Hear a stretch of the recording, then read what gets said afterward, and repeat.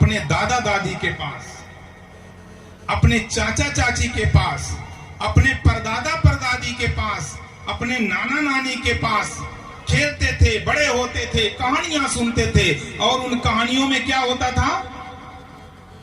हमारी जो भारतीय संस्कृति है, हमारी जो सनातन संस्कृति है, उसके सूत्र बताया करते थे। केवल कहानियों के माध्यम से बड़े बुजुर्ग और वो बच्चों के अंदर संस्कार पड़ जाते थे। आज हमारी माताएं बहनें पाश्चात्य संस्कृति की दौड़ में सम्मिलित होकर के और अपने शरीर को इस तरह से जो प्रदर्शित कर रही हैं, ये बहुत ही गलत है। अगर आज जैसे वस्त्र जो हमारी माताएं बहनें, अरे हम उस देश में रहते हैं जिस देश में नवरात्रि में 9 देवियों की पूजा की जाती है, कन्याओं के चरण धुल करके पिए जाते हैं, और उस देश की देवियां यदि ऐसे वस्त्रों को धारण करेंगी, अब आप कल्पना करिए अगर द्रौपदी भी ऐसे वस्त्र धारण करती होती तो भगवान श्री कृष्ण को क्या चीर हरण की रक्षा करने के लिए आना पड़ता क्या? बोलिए, हाथ उठा करके बोलिए। आज से सौगंध खाइए। ये क्या है? ये सनातन हिंदू धर्म की परंपराएं हैं कि हमें मर्यादा सिखाता है सनातन हिंदू धर्म। हमें सनातन हिंदू धर्म एक गरिमा सिखाता है कि कैसे व्यक्ति को अपनी मर्यादा में रहना चाहिए।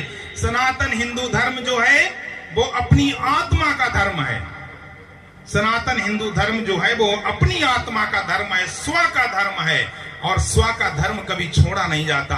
इसीलिए श्रीमद् भगवद गीता में भगवान श्री कृष्ण ने कहा कि स्वधर्मे निधनम श्रेयः पर धर्मो भयावह। अपने धर्म का पालन करते हुए मर जाना भी अच्छा है, लेकिन पराया धर्म कैसा है? भयंकर है, भय प्रदान करने वाला है। आज से आप लोग इस बात की सौगंध खाइए कि जन जन को, जितने भी सनातन हिंदू धर्म के अनुयायी हैं, उनको जागृत करना है तो सब सनातनी ही, सभी सनातनी हैं, चाहे जो किसी पंथ संप्रदाय के हों, लेकिन अपने धर्म के प्रति जागृत होने की जरूरत है।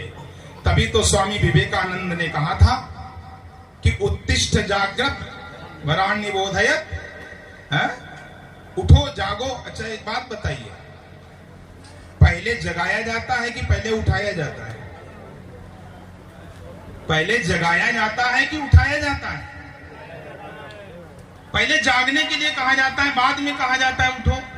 और स्वामी विवेकानंद कह रहे हैं उत्तिष्ठ, पहले उठो फिर जागो। क्यों?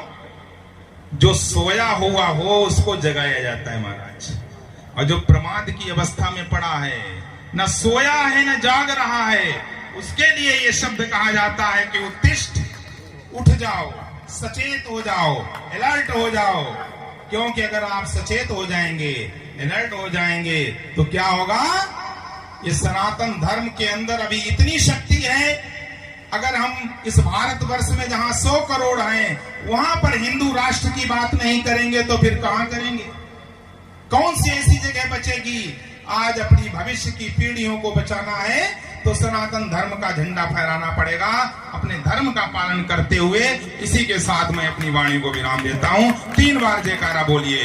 वंदे मातरम, वंदे मातरम, वंदे